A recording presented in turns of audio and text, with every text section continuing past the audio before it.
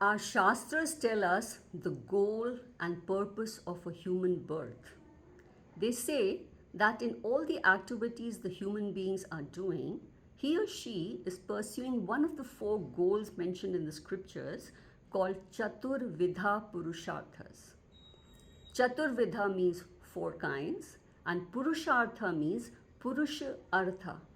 Purush means a human being, and Artha is the goal he's pursuing in the activities which he's doing.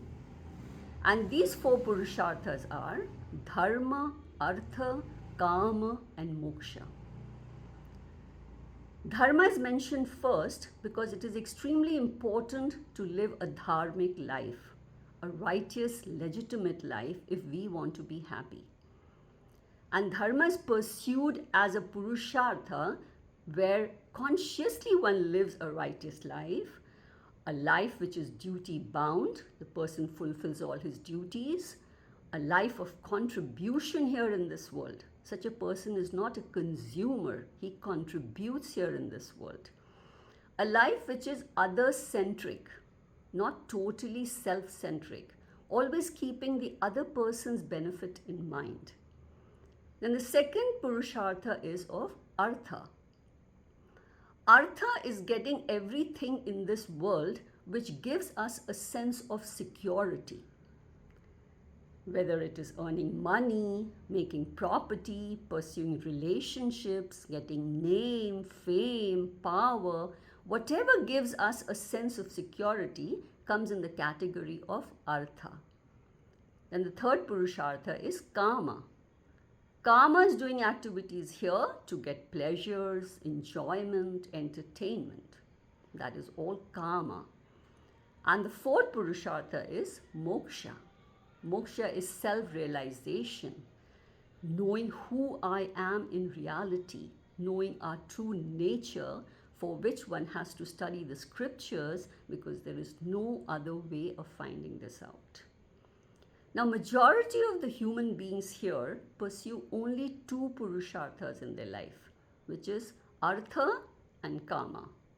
Earn money and enjoy life. If they earn a lot of money, then the standard of Kama increases. They start going to foreign countries, they wear branded clothes, they go to five-star hotels and all because they have earned a lot of money. So the standard of Kama has gone up. But it is all a life of Artha and Kama.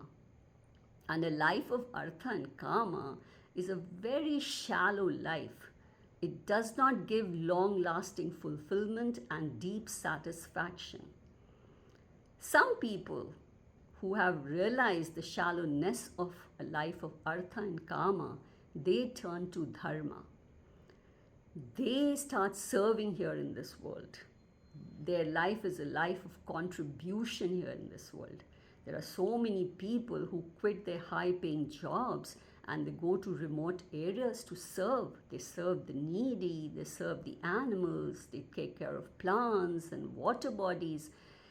They live this higher life and they experience this deep satisfaction and fulfillment out of the activities they are doing.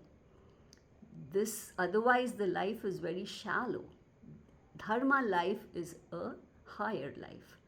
And a person who pursues dharma, gradually his mind starts getting purified and matured. And only such a mind can study the scriptures and realize the truth. Realizing the truth is called moksha. Moksha means freedom, liberation. It is freedom from a life of bondage called samsara. A life of bondage is a life of dependence, expectation, frustration, attachments, misery, everything which will lead to a miserable life. So one has to live a dharmic life. Dharma is a stepping stone for moksha.